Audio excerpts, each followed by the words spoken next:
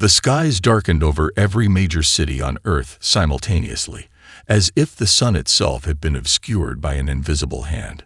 Citizens stopped in their tracks, necks craned upward as massive ships materialized through atmospheric distortion fields. Their hulls resembled burnished obsidian, etched with luminescent symbols in a language no human had ever encountered. Dr. Elena Reyes was calibrating the new Deep Space Telescope at Atacama Observatory when the readouts spiked into impossible ranges. The instrument shouldn't have registered anything within Earth's atmosphere, yet something was blocking stellar radiation patterns. She switched to visual feed and gasped as her monitor displayed what looked like a floating city directly above Santiago. "This isn't possible," she whispered to her empty lab, fingers trembling as they flew across holographic interfaces. Before global communications could organize any coherent response, every electronic device on the planet activated simultaneously.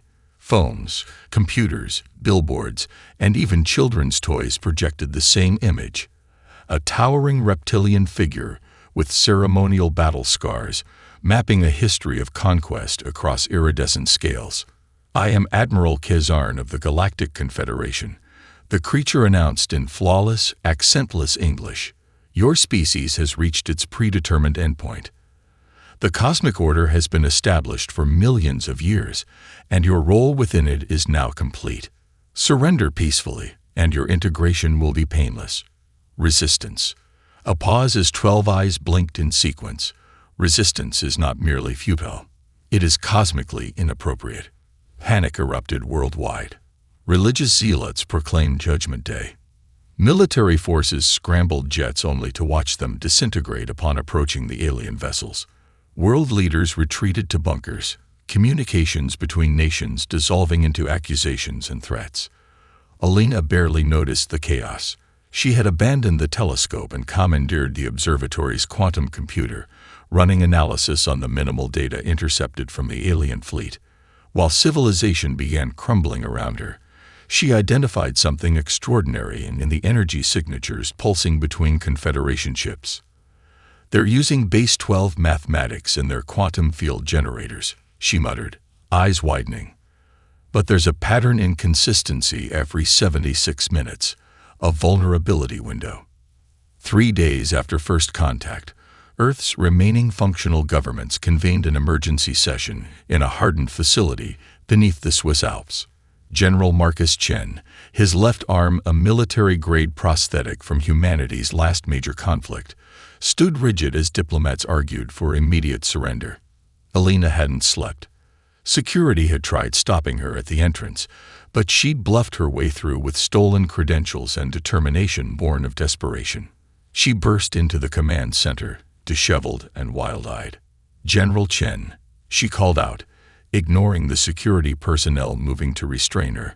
"I found something in their transmission patterns. They have a weakness, a structural flaw in their defensive systems." The general studied her with cold skepticism, but signaled the guards to release her. "You have 2 minutes, Doctor." Later that night, standing on her apartment rooftop watching Confederation scout ships collecting biological samples from a nearby park, Elena felt the weight of understanding settle upon her shoulders. The aliens hadn't come to negotiate or even conquer. This was extermination wrapped in bureaucratic procedure. They expected compliance because that's what every other species had given them. "We were never meant to fight back," she whispered to the stars. "That's exactly why we must." 3 months after the proclamation, the once competitive nations of Earth had achieved more cooperation than centuries of diplomacy ever managed. Beneath the granite shield of Mount Cheyenne, Elena's international science team worked with frantic purpose, their underground laboratory humming with stolen Confederation technology. "The power modulation is still unstable," muttered Dr. Hiroshi Tanaka, his fingers dancing across holographic projections. The Japanese quantum physicist hadn't slept in 30 hours, dark circles under his eyes matching everyone else's in the crowded lab. "If we don't synchronize the disruptor to their exact frequency, we're just making expensive light shows." Elena nodded, massaging her temples. "Keep working. We've confirmed their shield generators pulse in 12-point sequences, We just need to predict the variance. Halfway across the world, in a repurposed mining facility beneath the Sahara, General Marcus Chen watched through one-way glass as elite soldiers from 27 nations ran combat drills. Former enemies trained side by side. Russian Spetsnaz teaching Chinese special forces their infiltration techniques. American Delta operators running tactical simulations with Iranian commandos. They're still not cohesive enough, Marcus told his Brazilian deputy commander. The Confederation's combat units operate with perfect synchronicity. We need these soldiers to anticipate each other's movements without communication. They've made progress, Colonel Oliveira replied.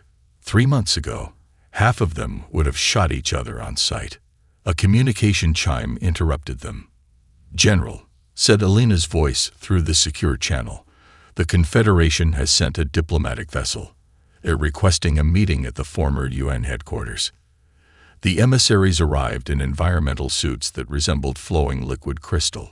3 translucent, jellyfish-like beings floated on personal gravity fields, their inner organs pulsing with bioluminescent patterns. The human delegation, Elena, Marcus, and representatives from the 5 major defense alliances, sat across a conference table that seemed suddenly primitive by comparison. We observe your resistance preparations with fascination, said the lead emissary, its thoughts translated through a crystalline device. In 15,000 planetary assimilations, no species has responded this way. It is like watching insects challenge the concept of gravity. Interesting, but ultimately meaningless. Perhaps you've never encountered humans before, Alina replied coolly. The alien's inner lights rippled in what might have been amusement. Your species was catalogued millennia ago and assigned its cosmic role. Your predetermined endpoint has arrived. Why do you refuse universal law? Later that night, as Elena analyzed the diplomatic encounter recordings, a laboratory assistant named Zhang approached with a data tablet. Something in his movements triggered Elena's suspicion, a precision too perfect for human musculature. When Elena deliberately dropped classified information about their shield frequencies, security monitors detected an unauthorized quantum transmission from Zhang's workstation. The subsequent interrogation revealed bioengineered modifications beneath artificial skin, a Confederation infiltrator surgically altered to pass as human. You should not resist, the captured spy said, genuine fear in its too perfect eyes. Your species displays neurological patterns never seen in the galactic registry. Your chaotic potential threatens cosmic order. The Confederation Council will not allow aberrations to spread. As dawn broke over a changed Earth, Elena and Marcus stood in the newly completed command center carved into bedrock beneath the Alps. Technicians initiated the planetary shield system, a patchwork of technologies protecting major population centers. Will it hold? Marcus asked as the energy barrier shimmered into existence. Long enough to show them we can, Elena answered as proximity alarms sounded. On the massive display, hundreds of Confederation warships exited hyperspace, their weapon systems already glowing with charged energy. The Confederation warships arranged themselves in perfect geometric patterns above Earth, their formations resembling elaborate crystalline structures. From the underground command center, Elena watched tactical displays with mounting horror as the alien fleet began broadcasting their victory ceremonies in advance, ornate rituals celebrating Earth's imminent subjugation. They're not just confident, she whispered to Marcus. They're following a script they've performed countless times. Admiral Kazarn's voice boomed through all communication channels. Witness the ordained ending of aberrant civilization. The cosmic order will be preserved. The first energy bombardment struck without warning. Seattle disappeared in a blinding flash that overwhelmed satellite feeds. 50,000 lives extinguished in seconds. Elena's hands trembled as she recalibrated her frequency disruptor, tears streaming down her face, while technicians reported shield failures across the northwestern corridor. London is next, shouted a British liaison officer, pointing to energy buildups targeting the United Kingdom. Their main weapon is charging. Now, Elena ordered, activating her countermeasure. The disruptor pulse rippled outward, invisible to human eyes, but devastating to Confederation targeting systems. Their energy weapons experienced catastrophic feedback loops, causing 3 destroyer-class vessels to rupture from within. Confusion spread through the alien fleet as their perfect formation dissolved into disarray. "Launch all vessels," General Marcus commanded from the Military Operations Center. Earth's hastily assembled defense fleet, converted commercial ships, and experimental military craft deployed from hidden lunar bases and undersea hangars. Marcus directed the counterattack from the flagship Defiance, a former cargo vessel retrofitted with experimental engines. The human ships followed no discernible pattern, their movements deliberately chaotic and unpredictable, confounding Confederation tactical algorithms designed to counter mathematical battle formations. "Continue random evasive maneuvers," Marcus ordered as his fleet closed on a Confederation cruiser isolated from the main force. "Prepare boarding teams. We need that ship intact." The Defiance accelerated toward the alien vessel's command section, absorbing devastating hits that tore through its improvised armor. Elena, watching from Earth Command, gasped as Marcus's life signs flatlined on the monitoring system. "He's gone," a technician reported grimly. The Defiance crashed through the Confederation cruiser's command deck in a spectacular collision, creating a breach that allowed Earth's boarding teams to capture the vessel. To everyone's shock, Marcus was found alive in the wreckage, severely injured but having survived by sealing himself in an emergency pod seconds before impact. The battle ended in stalemate. 5 major Earth cities lay in ruins, millions dead, and 40% of human space forces destroyed. Yet for the first time in recorded history, a Confederation assault failed to achieve victory in its initial engagement. While medical teams fought to save Marcus, Elena discovered ancient databanks in the captured cruiser. The crystalline texts revealed the Confederation's foundation, a rigid prophecy dictating evolutionary paths for all sentient species. Humans were classified as aberrations, a species that evolved consciousness through an unplanned pathway. "We weren't supposed to exist as we are," Elena explained to a recovering Marcus, his body now half cybernetic from emergency surgery. "We're cosmic accidents." On the Confederation flagship, Admiral Kazar knelt before holographic projections of ethereal ancient beings, the council that had guided galactic order for millions of years. "The aberration continues to defy cosmic law," they intoned in unison. "Implement Protocol Omega." A massive weapon unfolded from the flagship, designed to sterilize all organic life while preserving Earth's mineral resources. The endgame had begun. 1 month after the first battle, Earth burned. Major cities lay under constant orbital bombardment, the planetary shield flickering and failing under sustained assault. The Confederation had adjusted their tactics after the initial setback, focusing overwhelming firepower on shield generator zones while deploying ground forces to hunt resistance leaders. Elena worked in a makeshift laboratory 3 kilometers beneath the Ural Mountains, surrounded by captured Confederation technology. Her team had shrunk from 48 scientists to 17. The others lost to bombing raids or Confederation hunter squads. Sleep was a luxury none could afford. The molecular structure of their shield emitters shouldn't be possible, Elena muttered, examining a crystalline component through an electron microscope. "It's as if the laws of physics bend around their technology."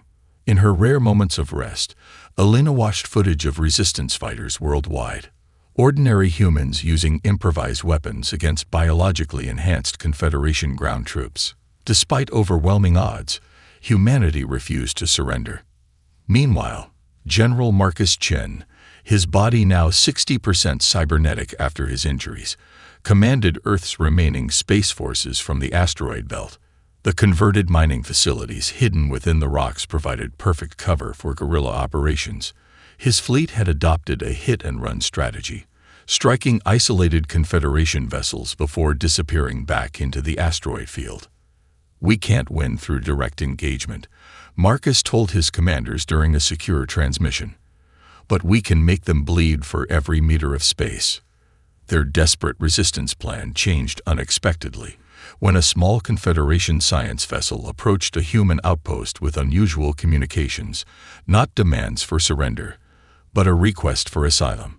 The ship carried Xeltor, a senior Confederation scientist whose translucent crystalline body housed a neural network of unprecedented complexity. Under heavy guard, the alien met with Alina and Marcus in a secure bunker. "I have committed the ultimate heresy," Xeltor explained through a translation device. "I questioned the prophecies."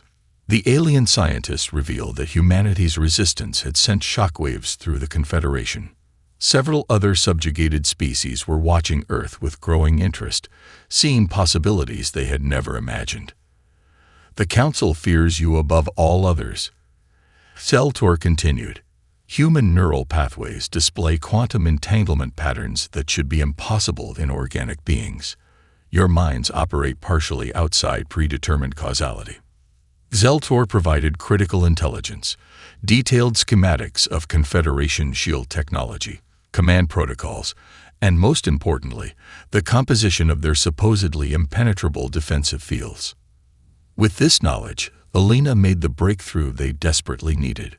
Working day and night alongside Xeltor, she developed a weapon that could penetrate Confederation shields by matching their phase variants exactly. "It's ready," she announced, presenting a prototype to Marcus. "But we only have enough refined materials for 3 units. We get one chance." Marcus deployed the weapon on a stealth mission targeting the Confederation dreadnought Immutable Truth, the most powerful warship in the enemy fleet. Alina watched anxiously from the command center as a small team of volunteers, led by Marcus himself, infiltrated the massive vessel using a captured shuttle. When the phase weapons activated, they created localized disruptions in the dreadnought's power matrix.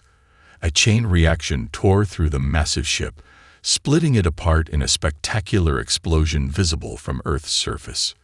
For the first time since the invasion began, cheers erupted in resistance bunkers worldwide. The supposedly invincible Confederation fleet had lost its flagship, proof that humanity could fight back effectively. Admiral Kazarn watched the destruction with 12 eyes widened in disbelief. For the first time in his long existence, the Admiral felt something alien to his species, doubt. News of the dreadnought's destruction spread across Confederation territories like a quantum shockwave. The impossible had happened. An aberrant species had defeated the Immutable Truth, a vessel whose name itself embodied Confederation certainty. For subjugated civilizations who had long accepted their cosmic role, humanity's resistance ignited long-dormant embers of defiance. On the water world of Lysine 7, amphibious beings who had served as resource gatherers for millennia suddenly sabotaged Confederation harvesting stations. In the crystalline cities of the Vortis Nebula, silicon-based entities refused to process data streams for their overseers. Most significantly, the warrior Krell of the Centaurus arm, genetically modified by the Confederation to serve as peacekeepers, turned their enhanced strength against their masters. Admiral Kazarn faced the Council's holographic avatars, their ethereal forms radiating disapproval. "You assured us this aberration would be corrected swiftly," they intoned in unison. Instead, the disorder spreads. The cosmic tapestry phrase. "The humans employ tactics that defy prediction algorithms," Kazarn explained, struggling to maintain composure. "And the traitor Xeltor has provided them with technological insights." "Excuses," hissed the Council. "Deploy the purifiers. This contagion of free will must be contained." On Earth, Alina made a discovery that challenged everything she thought she knew about human origins.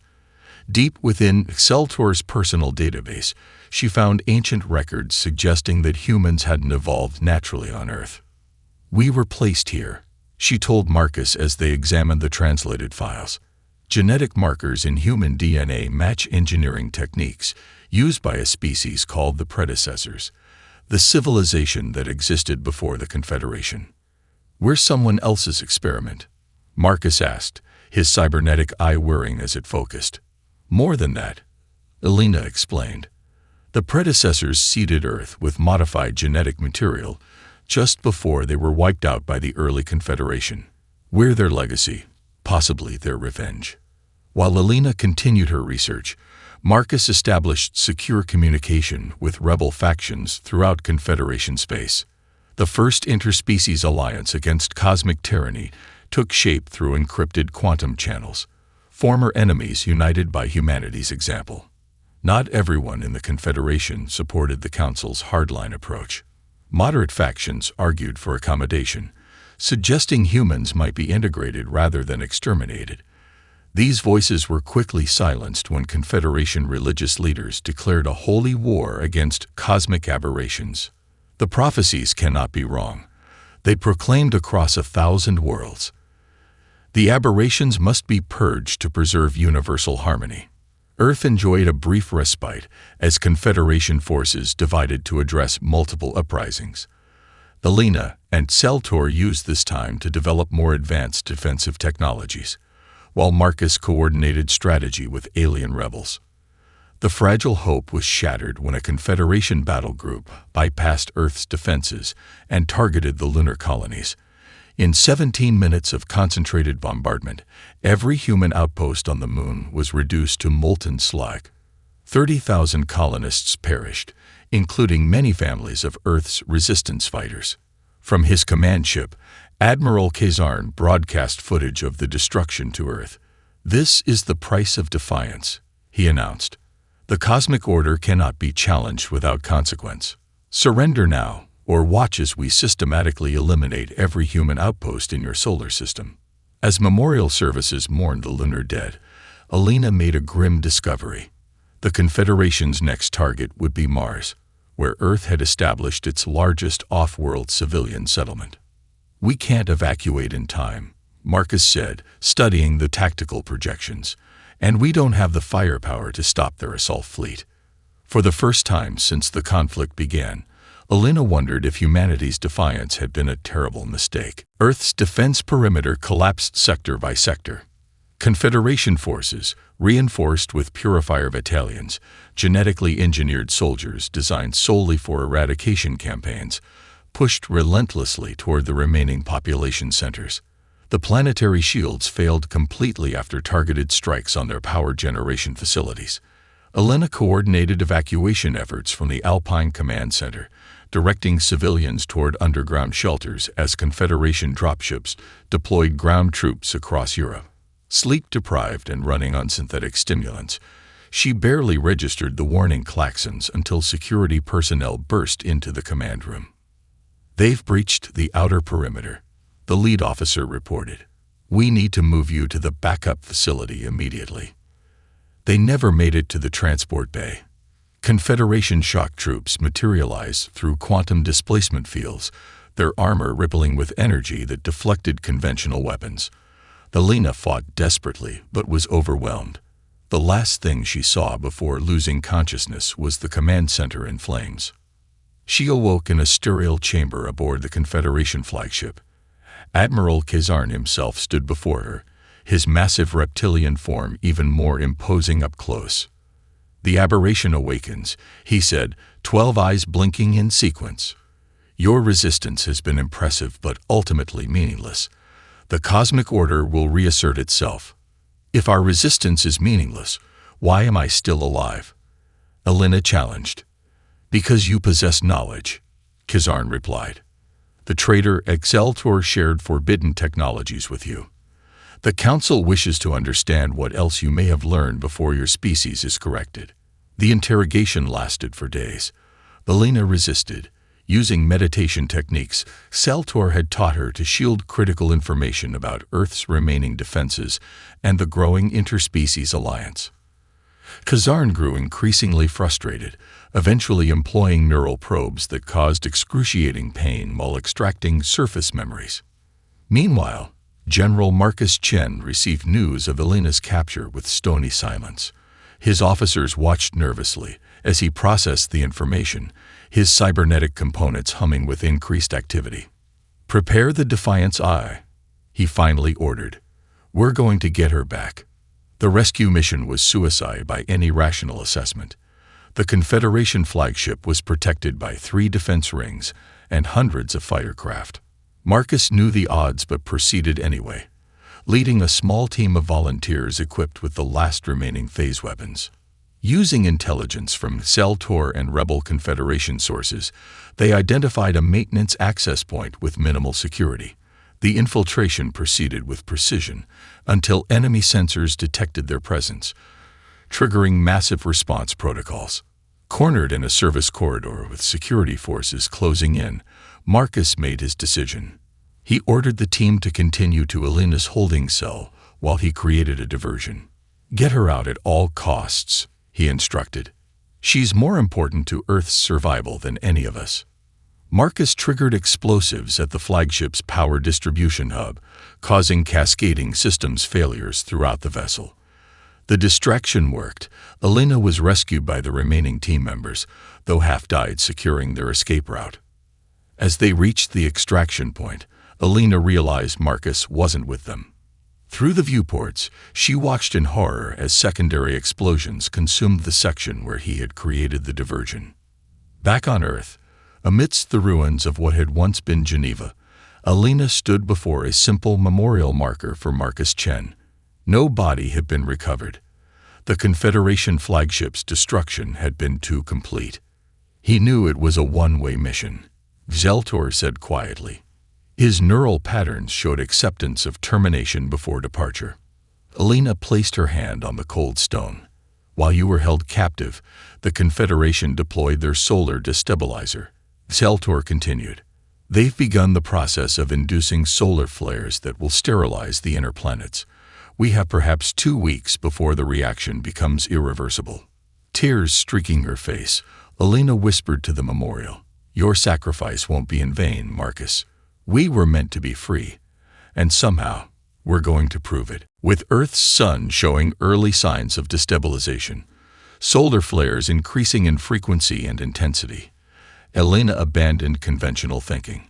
Working with Zeltor and the remaining scientists, she combined Confederation technology with theoretical physics that the aliens had never explored. "The predecessors left clues in our DNA," Elena explained to the Emergency Council of Resistance leaders, "patterns that match theoretical models for reality phase manipulation. We've been looking at conventional weapons, but what we need is something that fundamentally alters the rules." Around the world, remaining communication networks broadcast a desperate call. Earth needed processing power. Every functional computer, neural implant, and quantum processor was linked into a massive distributed computing network. Millions of civilians contributed their personal devices to the effort, creating a computational mesh of unprecedented scale. "We're going to break their encryption," Elena told her team. "Not by brute force, but by thinking in ways they can't predict." The distributed network analyzed Confederation communication patterns, identifying mathematical constants underpinning their entire technological framework. What emerged was shocking. Their seemingly advanced systems operated on rigidly predetermined algorithms, with no capacity for true randomness or quantum uncertainty. They'd eliminated chaos from their equations, Elena realized. Their technology functions in a deterministic universe that doesn't actually exist. While Earth prepared its final defense, the Interspecies Alliance staged coordinated strikes against Confederation supply lines. These weren't meant to win the war, but to buy crucial time as solar instability increased. Resistance fighters accepted suicide missions without hesitation, their sacrifices delaying the inevitable just long enough for Elena's plan. Aboard the Confederation command vessel, Admiral Kazarn received disturbing reports from the Council's prophetic division. "The probability matrices show anomalies," reported a senior oracle, her crystalline form pulsing with distress.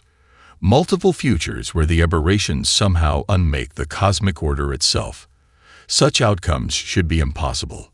Accelerate the solar destabilization," Kazarn ordered. "The human homeworld must be cleansed before these potentialities manifest." On Earth, Elena completed her revolutionary creation, reality phase technology that operated partially outside conventional physics. Based on principles encoded in human DNA by the predecessors, the technology created localized fields where probability itself became fluid. Operation Defiance is ready, she announced to the Resistance Council. But deploying it will require direct access to the Confederation Network Hub. Someone has to physically connect our phase tech to their primary systems. The hub was located on the Confederation Council homeworld, a heavily fortified planet that had never known invasion in 1,000,000 years of dominance. The mission would require the combined strength of the entire interspecies alliance in a desperate, all-or-nothing assault. As the Alliance fleet prepared for the final battle, Elena addressed the gathered forces via holographic projection. Today we fight not just for Earth, but for all species who have been denied their right to choose their own path, she said, her voice steady despite her exhaustion. The Confederation believes the future is predetermined, that destiny cannot be defied. We are going to prove them wrong. The battle began with devastating losses for the Alliance. Confederation defenses around their homeworld were designed to repel fleets many times larger than the cobbled-together force they faced.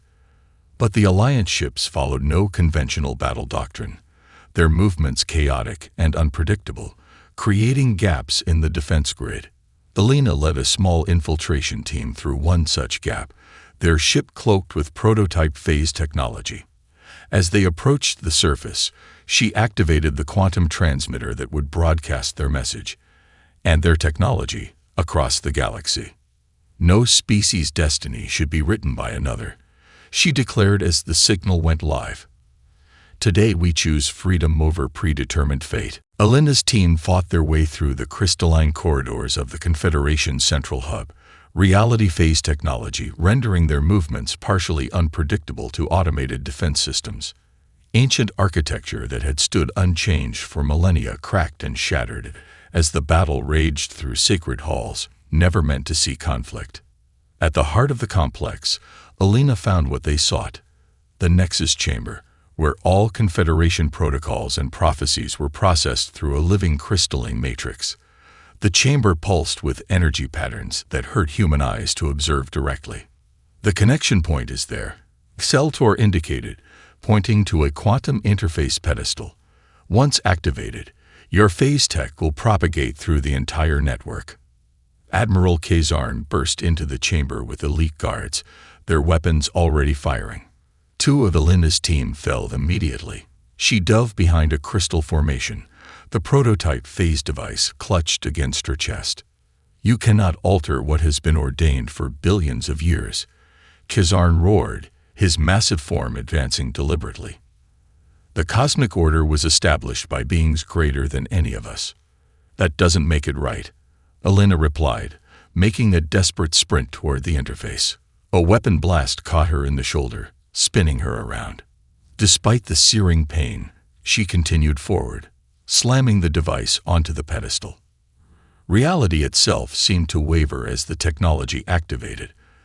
The chamber's crystalline structures began resonating at frequencies that created visual distortions throughout the complex.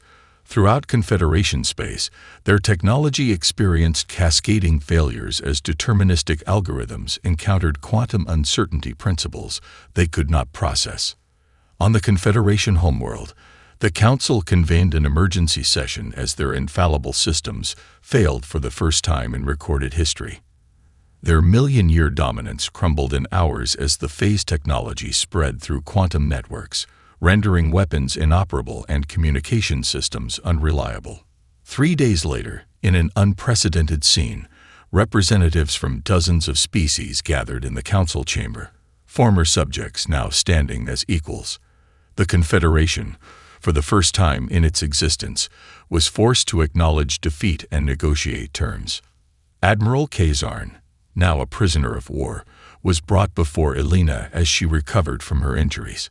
You have unwritten 1,000,000 years of cosmic certainty, he said, his voice devoid of its former arrogance. What comes next was never foreseen. That's the point, Elena replied. Freedom means writing your own future. In the months that followed, a new interstellar alliance took shape, one founded on principles of self-determination rather than predetermined roles. Earth, despite its wounds, became the symbolic center of this new order. Species that had been enemies under Confederation rule discovered commonalities as they rebuilt together. Alina was appointed Earth's representative to the newly formed Galactic Assembly. During the inaugural session, Seltor presented her with a remarkable discovery: the final, previously unknown page of the ancient prophecies that had guided the Confederation. It was kept hidden by the Council, he explained. They feared its implications. The text read, "And the children of the third world shall break their chains and forge a new path among the stars. What was ordained shall be questioned. What was separated shall be united. The cycle of predetermined fate shall end when the aberrations embrace the chaos within." 1 year after the war's end, Alina stood on a balcony overlooking New Geneva, watching ships from 100 worlds moving through Earth's skies.